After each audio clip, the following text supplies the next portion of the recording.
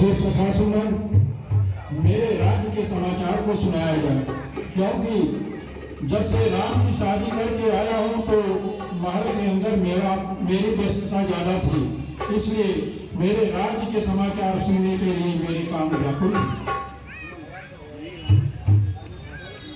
महाराज, आप जैसे प्रतापशाली और न्यायप्रिय राजा के राज्य में प्रजा में असंतोष असंभव है महाराज, असंभव है। महाराज, नहीं है यह अवधपुर बल्कि अमरापुरगढ़ की बस्ती है, जहां पर हवा अमन की चलती है और वर्षा सुख की बरसती है। निडर व्यापार चलते हैं, प्रजा में खुशहाली है। बज रहा न्याय का डंका धर्म की कोतवाली है राजन। हर जगह खुशहाली ही खुशहाली है राजन।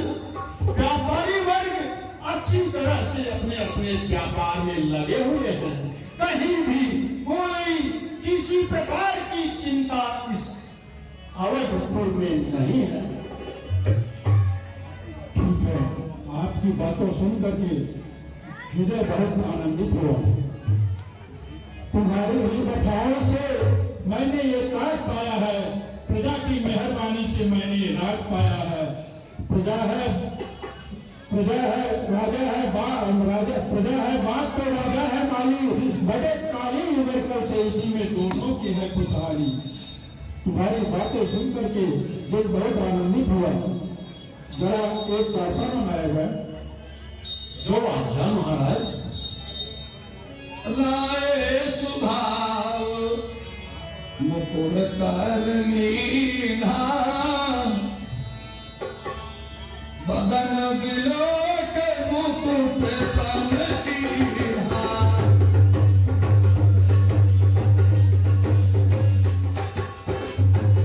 बदन बिलो के मुकुट समकीना, समान समीप भय सुत के साथ, जरत पर असुभ के साथ,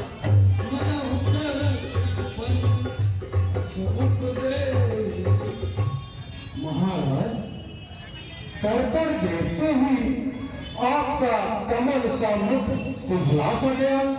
आखिर क्या कारण है महाराज?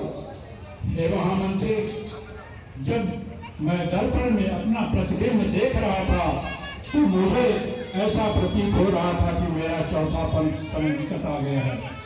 इसलिए मंत्री आता है ग्रीष्म काल, सुंदर बसंत ऋतु जाती है, तब नाई पर पड़ गई ओस, अब वृद्धा अवस्था आती है काली मतवाली रात गई, आ गया चांद सा उजियारा, है टक्का राहु चंद्रमा को अब ग्रहण पर्व पड़ने वाला।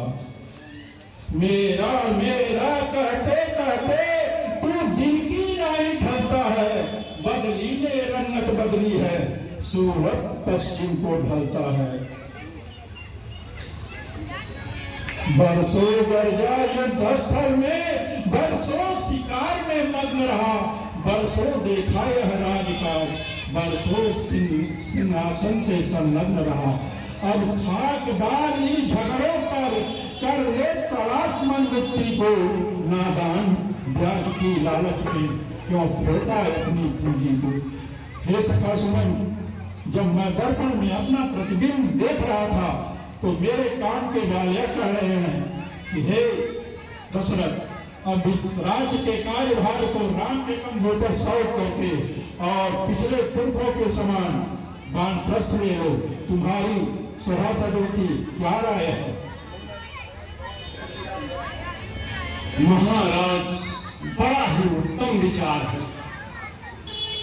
कल ही मैं राजनगर गया था, वहां पर बूढ़े नवयुवक, माताएं, बहनें सबके मुख पर एक ही शब्द था कि हमारे राम राजा कब बनेंगे महाराज, राम राजा कब बनेंगे, हमारे राम राजा कब बनेंगे।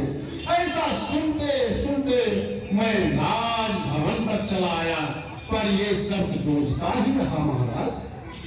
ये बातें हमको आपके द्वारा सूचित होनी चाहिए थी। खैर ठीक है, तो एक काम करो, मेरा रथ तैयार किया जाए और मैं इस शुभ समाचार को गुरुदेव वशिष्ठ को सुनाना चाहता हूँ। जो आज्ञा महाराज।